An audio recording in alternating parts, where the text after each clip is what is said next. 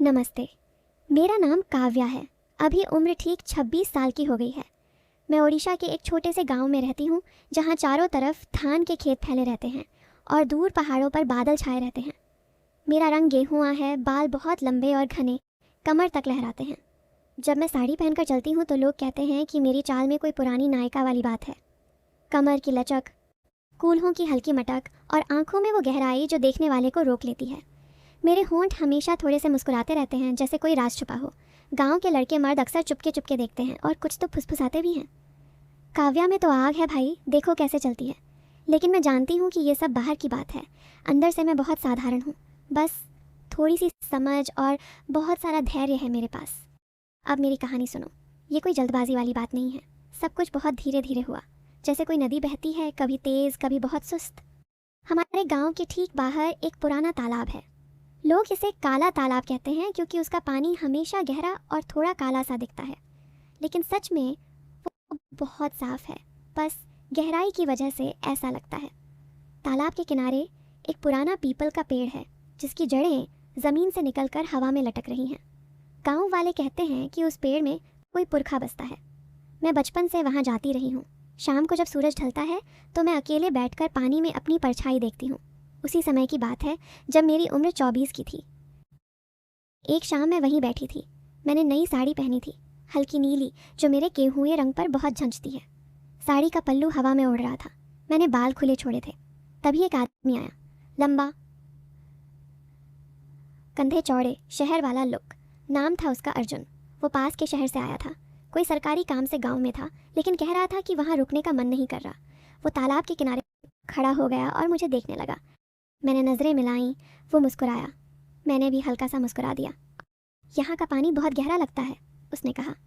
मैंने जवाब दिया, हाँ, लेकिन डरने की बात नहीं। जितना गहरा दिखता है उतना ही शांत भी है। वो हंसा। तुम भी तो ऐसा ही लगती हो, बाहर से शांत, अंदर से पता नहीं। मैं शर्मा गई। उसकी बात में कुछ था। वो पास आया और थोड़ी दूर बैठ गया। हम बात करने लगे।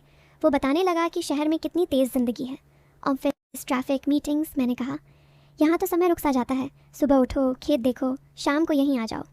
वो बोला, तुम्हारे साथ समय रुक जाए तो अच्छा हो। मैंने हंसकर टाल दिया, लेकिन उसकी नज़र मेरे चेहरे से नीचे जा रही थी। मेरी साड़ी का पल्लू हवा से उड़ रहा था। कभी कभी मेरी कमर दिख जाती थी। वो देख रहा था। मैं समझ रही थी कि उसके मन में क्या चल रहा है, लेकिन मैं चुप रही। अगली शाम फिर वहीं मिले। वो पहले से वहाँ था। मेरे आने पर मुस्कुराया। इस बार उसने मेरे लिए एक छोटा सा गजरा लाया था, गुलाब का। बोला, तुम्हारे बालों में अच्छा लगेगा। मैंने लिया और बालों में लगा लिया। वो बोला, देखो कितना सूट करता है, जैसे तुम्हारे लिए ही बना हो। फिर बातें हुई। वो मेरे करीब बैठा। उसका हाथ मेरे कंधे के पास था। कभी कभी हल्का सा छू जाता। मैंने रोका नहीं। वो बोला, काव्या, तुम्हारी कमर देखकर लगता है जैसे कोई मूर्तिकार ने तराशी हो, इतनी पतली और मजबूत। मैंने हंसकर कहा, अरे रोज़ खेत में काम करती हूँ ना। वो बोला, काम से नहीं, खूबसूरती से। धीरे धीरे हम रोज़ मिलने लगे। शाम को तालाब किनारे। कभी वो मेरे लिए कुछ लाता, कभी मिठाई, कभी फूल, कभी मेरे बालों में हाथ फेरता, कहता कितने मुलायम हैं। मैं शर्माती, लेकिन बात रोकती नहीं। अंदर से कुछ गुदगुदी होती। वो कहता, तुम्हारे होंठ देखकर मन करता है कि छू लूं।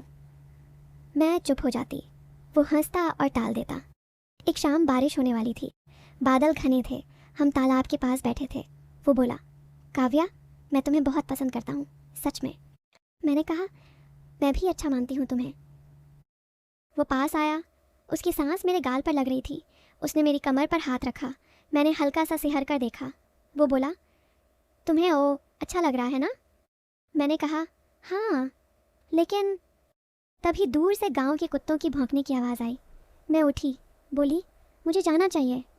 वो बोला, रुक जाओ ना। मैं चली गई। अगले दिन वो थोड़ा उदास था। बोला, तुम हमेशा भाग क्यों जाती हो। मैंने कहा, घर वाले इंतज़ार करते हैं। वो बोला, मैं तुम्हें शहर ले जाना चाहता हूँ, वहाँ हम साथ रहेंगे, अच्छी ज़िंदगी दूंगा। मैं चुप रही। वो बोला, मैं तुम्हारे माँ बाप से बात कर लूँगा। मैं डर गई, लेकिन मन में कुछ था, शायद वो सच में अच्छा है। फिर कई दिन ऐसे ही बीते। वो रोज़ आता। कभी मेरे साथ तालाब के किनारे टहलता, कभी मेरे हाथ पकड़ता, कभी मेरी कमर पर हाथ रखकर कहता, तुम्हारा बदन कितना गर्म है। मैं शर्माकर हंस देती। गांव वाले देखने लगे थे। कुछ औरतें फुसफुसाती, काव्या पर शहर वाला लाइन मार रहा है, देखना क्या होता है। मैं सोचती रहती, क्या वो मुझे सच में चाहता है या बस मेरे बदन को। लेकिन उसकी बातों में प्यार भी लगता था। वो कहता, मैं तुम्हें कभी दुख नहीं दूंगा। एक रात उसने मुझे तालाब के पीछे वाले पुराने खंडहर में बुलाया। वहाँ कोई नहीं आता था। मैं डरते डरते तक गई। वहाँ छोटी सी लालटेन जल रही थी। वो बोला, आज सिर्फ बात करेंगे, वादा।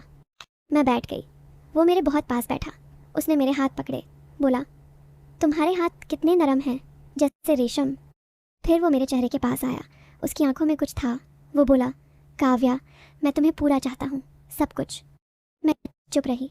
उसका हाथ मेरी पीठ पर गया। मैंने कहा, अर्जुन जी रुकिए। वो बोला, क्यों, डर लग रहा है? मैंने कहा, नहीं डर, बस मैं तैयार नहीं हूँ। वो थोड़ा रुका, फिर बोला, ठीक है, मैं इंतज़ार करूँगा, जितना तुम कहो। मैंने सोचा शायद वो सच में इज्जत करता है। लेकिन अगले कुछ दिन वो और उतावला हो गया। रोज़ मिलने पर कहता, कब तक इंतज़ार करूँ? मैं कहती, सोच रही हूँ। एक शाम तालाब किनारे वो गुस्से में था। बोला, तुम बस मुझे टाल रही हो, अगर पसंद नहीं तो साफ कह दो। मैंने कहा, पसंद तो है लेकिन। वो बोला, लेकिन क्या? मैं तुम्हें सब कुछ दूंगा, शहर ले जाऊंगा, अच्छे कपड़े, अच्छा घर, तुम बस हाँ कर दो। मैं चुप रही। वो और पास आया। उसने मुझे अपनी बाहों में खींचने की कोशिश की। मैंने धक्का दिया और भाग गई। अगले दिन वो नहीं आया। मैं इंतज़ार करती रही। 2 दिन, 3 दिन, फिर पता चला कि वो शहर वापस चला गया, बिना कुछ कहे। मैं बहुत रोई। सोचा शायद वो बस मजाक था, मेरे साथ खेल रहा था। लेकिन 1 हफ्ते बाद एक पत्र आया। उसका लिखा था, काव्या, मैं तुमसे सच में प्यार करता था, लेकिन मैं समझ गया कि तुम्हारी शांति मेरे शहर की भागदौड़ में नहीं टिकेगी। मैंने सोचा था कि शायद तुम मेरे साथ आ जाओगी, लेकिन तुम्हारी आंखों में वो गहराई देखी जो मेरे पास नहीं थी। मैं तुम्हारी इज्जत करता हूँ, इसीलिए चला गया। कभी मत सोचना कि मैंने तुम्हें सिर्फ बदन के लिए चाहा। मैंने तुम्हारी आत्मा को चाहा था, लेकिन मैं काबिल नहीं था। मैं पढ़कर रो पड़ी, लेकिन इस बार दुख कम, समझ ज़्यादा थी। फिर समय बीता। मैंने गांव में ही रहना चुना। एक छोटा सा स्कूल शुरू किया। बच्चों को पढ़ाती हूँ। शाम को तालाब किनारे जाती हूँ। अब भी वही पीपल का पेड़ है, अब भी वही शांति है।